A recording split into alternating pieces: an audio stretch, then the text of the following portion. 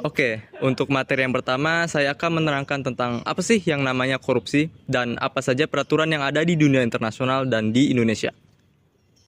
Korupsi adalah tindakan penyalahgunaan kekuasaan atau posisi dalam rangka memperoleh keuntungan pribadi secara tidak sah. Dalam konteks hukum bisnis, korupsi seringkali terkait dengan praktik-praktik yang melanggar etika bisnis dan melibatkan suap, penyuapan, nepotisme, pemerasan, atau pencucian uang. Korupsi dalam bisnis dapat merugikan pihak-pihak yang terlibat, menciptakan ketidakadilan dalam persaingan, serta merusak integritas dan kepercayaan pada sistem bisnis. Ada beberapa peraturan korupsi dalam dunia internasional yang mengatur upaya untuk memerangi korupsi dan mempromosikan transparansi dalam bisnis. Beberapa di antaranya adalah: yang pertama ada United Nations Convention Against Corruption. UNCAC adalah perjanjian antar pemerintah yang disepakati oleh PBB pada tahun 2003. UNCAC memiliki tujuan untuk mencegah, mengungkap, dan menghukum korupsi serta memulihkan aset yang dikorupsi. Yang kedua ada Organization for Economic Cooperation and Development Anti-Bribery Convention. Konvensi anti-suap OECD yang disepakati pada tahun 1997 mengharuskan negara-negara anggota untuk mengadopsi langkah-langkah hukum untuk melawan suap dalam bisnis internasional. Sedangkan di Indonesia ada beberapa peraturan yang mengatur tentang tindak pidana korupsi. Yang pertama ada Undang-Undang Nomor 20 Tahun 2001 tentang Pemberantasan Tindak Pidana Korupsi. Undang-undang ini menyediakan kerangka hukum untuk memberantas korupsi di Indonesia.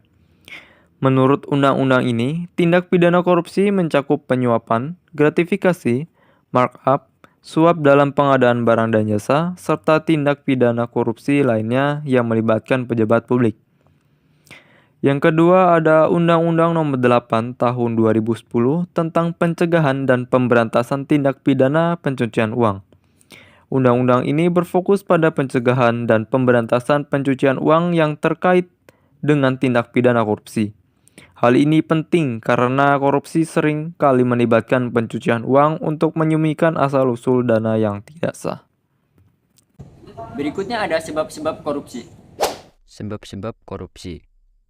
Menurut Badan Pengawas Keuangan dan Pembangunan atau BPKP dalam bukunya yang berjudul Strategi Pemberantasan Korupsi, sebab-sebab korupsi dibagi menjadi 3. Yang pertama yaitu aspek individu pelaku, yang kedua aspek organisasi, dan yang ketiga aspek tempat individu dan organisasi berada. Untuk aspek individu pelaku sendiri contohnya yaitu sifat tamak manusia, moral yang sangat kurang kuat, penghasilan yang kurang mencukupi, kebutuhan hidup yang mendesak, gaya hidup yang konsumtif, malas atau tidak mau bekerja, ajaran agama yang kurang diterapkan. Yang kedua aspek organisasi, contohnya yaitu kurang adanya sikap keteladanan pimpinan, tidak adanya kultur organisasi yang benar, sistem akuntabilitas yang benar di instansi pemerintahan yang kurang memadai, kelemahan sistem pengendalian manajemen, dan manajemen cenderung menutupi korupsi di dalam organisasi. Yang ketiga aspek tempat individu dan organisasi berada. Yang pertama itu ada nilai-nilai di masyarakat kondusif untuk terjadinya korupsi. Korupsi ini bisa ditimbulkan oleh budaya masyarakat. Yang kedua, masyarakat kurang menyadari sebagai korban utama korupsi. Yang ketiga, masyarakat kurang menyadari bila dirinya terlibat korupsi. Yang keempat, masyarakat kurang menyadari bahwa korupsi akan bisa dicegah dan diberantas bila masyarakat ikut aktif. Dan yang terakhir, aspek peraturan perundang-undangan.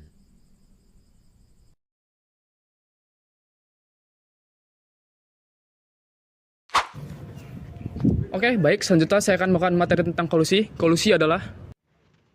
Baik, materi selanjutnya saya akan menjelaskan apa yang dimaksud dengan kolusi.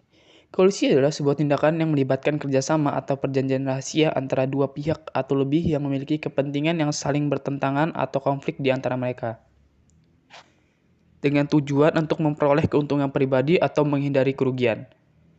Tindakan kolusi ini melibatkan manipulasi atau pemalsuan informasi, penyalahgunaan kekuasaan, dan kegiatan ilegal atau tidak etis lainnya. Kolusi dapat terjadi di berbagai bidang termasuk politik, bisnis, keuangan, atau sektor publik. Pasal yang berkaitan dengan kolusi dapat berbeda-beda tergantung pada yurisdiksi hukum yang berlaku. Berikut ini adalah beberapa pasal yang sering dikaitkan dengan kolusi dalam beberapa negara. 1. Pasal 378 KUHP Indonesia. Tidak pidana penipuan. Pasal ini mengatur tindak pidana penipuan yang mencakup penggunaan tipu muslihat atau pemalsuan yang dilakukan oleh dua pihak atau lebih dengan tujuan memperoleh keuntungan. Yang kedua, Pasal 23 Undang-Undang Nomor 31 Tahun 1999 tentang Pemberantasan Tindak Pidana Korupsi. Tindak pidana korupsi. Pasal ini mengatur tindak pidana korupsi yang melibatkan kolusi, di mana pejabat publik atau swasta bekerja sama untuk memperoleh keuntungan pribadi dengan merugikan kepentingan publik. Ketiga, Pasal 101 Sherman Antitrust ACT, yaitu Hukum Persaingan Amerika Serikat. Pasal ini merupakan undang-undang anti-monopoli di Amerika Serikat yang melarang kolusi antara perusahaan atau pihak-pihak bisnis untuk membatasi persaingan yang sehat di pasar. Keempat, Pasal 101 Traktat tentang Fungsi Uni Eropa. Pasal ini melarang perjanjian antara perusahaan atau asosiasi bisnis yang bertujuan untuk membatasi atau merusak persaingan di pasar internal Uni Eropa. Dan yang terakhir yaitu Pasal 47 United Kingdom Competition ACT 1998, yaitu Hukum Persaingan Inggris. Pasal ini melarang perjanjian antara perusahaan atau pihak-pihak bisnis yang merugikan persaingan yang sehat di Inggris. Dan perlu diingat bahwa pasal-pasal tersebut merupakan beberapa contoh pasal yang berkaitan dengan kolusi di berbagai yurisdiksi hukum. Definisi dan pasal yang terkait dengan kolusi dapat berbeda di setiap negara, dan konsultasikanlah dengan hukum dan peraturan yang berlaku di wilayah hukum yang relevan. Baik, selanjutnya saya akan menjelaskan materi tentang nepotisme. Apa itu nepotisme? Nepotisme adalah praktik atau kecenderungan memberikan preferensi atau keuntungan khusus kepada keluarga atau kerabat dekat dalam hal penempatan jabatan, kebijakan pengangkatan, promosi, atau pemberian kontrak dalam konteks organisasi atau pemerintahan. Praktik nepotisme seringkali melibatkan pemberian perlakuan yang tidak adil kepada orang-orang yang memiliki hubungan kekeluargaan atau ikatan personal dengan orang-orang yang berwenang, tanpa mempertimbangkan kualifikasi atau kompetensi mereka. Nepotisme bertentangan dengan prinsip-prinsip meritokrasi dan praktik perekrutan berdasarkan keahlian dan kemampuan individu. Hal ini dapat menghambat mobilitas sosial dan profesionalisme, serta mengurangi efisiensi dan efektivitas organisasi. Nepotisme juga dapat merusak kepercayaan publik terhadap pemerintah atau institusi yang terlibat dalam praktik tersebut. Beberapa negara memiliki undang-undang dan peraturan yang melarang atau mengatur praktik nepotisme dalam lingkup pemerintahan dan organisasi publik. Pasal-pasal yang berkaitan dengan nepotisme dapat mencakup hal-hal berikut. Yang pertama yaitu ada undang-undang atau kode etik pegawai. Pasal-pasal dalam undang-undang atau kode etik pegawai dapat mengatur larangan nepotisme dan menyatakan bahwa keputusan penempatan jabatan atau promosi harus didasarkan pada keahlian, kualifikasi, dan pencapaian individu. Yang kedua yaitu Undang-Undang Kepegawaian. Beberapa undang-undang kepegawaian mengatur prinsip-prinsip yang berkaitan dengan perekrutan dan promosi pegawai. Pasal-pasal dalam undang-undang tersebut mungkin mengatur persyaratan transparansi, keadilan, dan kesetaraan akses bagi semua pelamar, serta larangan memberikan preferensi kepada keluarga atau kerabat dekat. Yang ketiga yaitu hukum anti korupsi. Hukum anti korupsi seringkali mencakup ketentuan-ketentuan yang melarang praktik nepotisme sebagai bentuk korupsi atau penyalahgunaan kekuasaan. Pasal-pasal ini bertujuan untuk mencegah penyalahgunaan kekuasaan dan pemberian keuntungan pribadi dengan cara memanfaatkan posisi jabatan untuk kepentingan keluarga atau kerabat dekat. Yang keempat yaitu peraturan internal organisasi. Organisasi atau perusahaan swasta juga dapat memiliki peraturan internal yang melarang atau mengatur praktik nepotisme. Peraturan ini dapat memuat ketentuan-ketentuan yang membatasi penempatan keluarga atau kerabat dekat dalam jabatan kunci atau memerlukan prosedur perekrutan yang adil dan terbuka. penting juga untuk dicatat bahwa pasal-pasal yang berkaitan dengan nepotisme dapat bervariasi di setiap negara atau yurisdiksi. Oleh karena itu, untuk informasi yang lebih spesifik dan terkini, disarankan untuk merujuk pada undang-undang dan peraturan yang berlaku di setiap negara masing-masing. Baik, selanjutnya adalah penyelewengan atau korupsi pada kegiatan bisnis. Penyelewengan atau korupsi pada kegiatan bisnis adalah tindakan yang dilakukan secara individu atau kelompok dalam suatu organisasi atau perusahaan dengan tujuan memperoleh keuntungan pribadi atau kelompok dan merugikan kepentingan perusahaan atau organisasi tersebut. Berikut adalah contoh penyelewengan atau korupsi. Yang pertama adalah penyalahgunaan wewenang. Lalu yang kedua adalah pencucian uang. Yang ketiga adalah korupsi dan pengadaan. Lalu yang terakhir adalah penipuan akuntansi.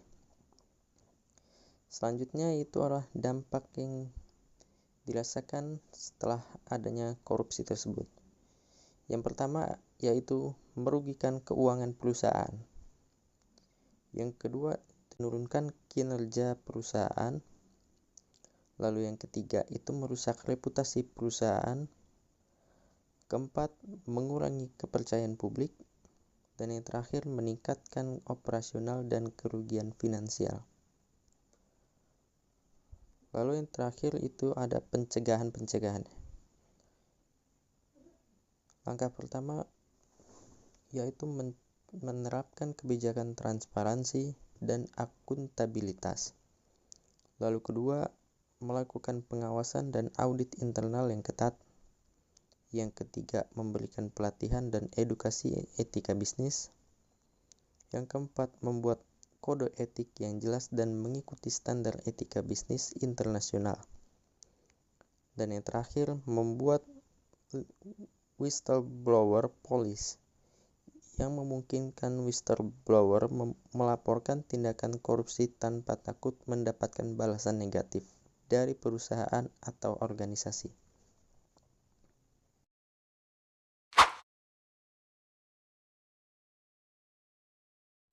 Selanjutnya adalah korupsi pada kegiatan bisnis. Berikutnya, korupsi pada kegiatan bisnis dalam hutang piutang. Kegiatan bisnis dalam hutang piutang terjadi ketika sekelompok orang menggunakan posisi atau pengaruh yang mereka miliki dalam suatu perusahaan untuk memperoleh keuntungan pribadi dan menghindari kewajiban yang seharusnya dilakukan.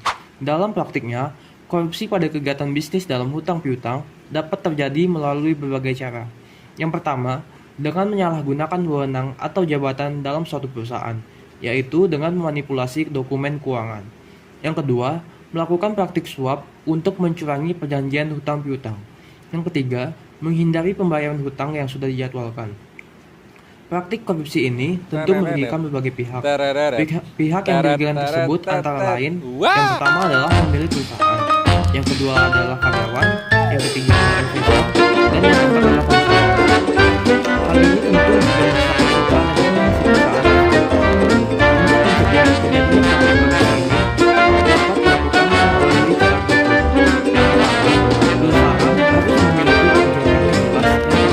juga merusak perusahaan dan kontrol internal yang kuat. Yang ketiga, memiliki sistem laporan keuangan yang transparan. Dan yang keempat adalah memberikan pelatihan kepada karyawan tentang praktek menghindari korupsi. Nah, tadi kan sudah dijelasin tuh sebab-sebabnya. Nah, berikut adalah kesimpulannya. Kesimpulan, dapat diambil kesimpulan bahwa korupsi, kolusi, dan nepotisme adalah sebuah tindakan yang melibatkan penyalahgunaan kekuasaan atau posisi dengan tujuan memperoleh keuntungan pribadi atau kelompok yang merugikan kepentingan negara atau masyarakat secara umum. Korupsi dapat terjadi dalam berbagai bentuk dan sebab-sebabnya pun dapat bervariasi. Untuk mengatasi permasalahan ini, hal tersebut diperlukan upaya pencegahan dan penindakan secara bersama-sama melalui kerjasama antara pemerintah dan masyarakat. Upaya pencegahan dapat dilakukan dengan memperkuat tata kelola pemerintah yang transparan dan menumbuhkan budaya anti korupsi di masyarakat. Sementara itu, upaya penindakan terhadap tindak pidana korupsi perlu dilakukan secara tegas dan adil melalui penguatan lembaga penegak hukum dan peningkatan kualitas sumber daya manusia di dalamnya. Perlu juga disempurnakan peraturan perundang-undangan terkait pemberantasan korupsi agar dapat memberikan efek jerah bagi pelaku korupsi.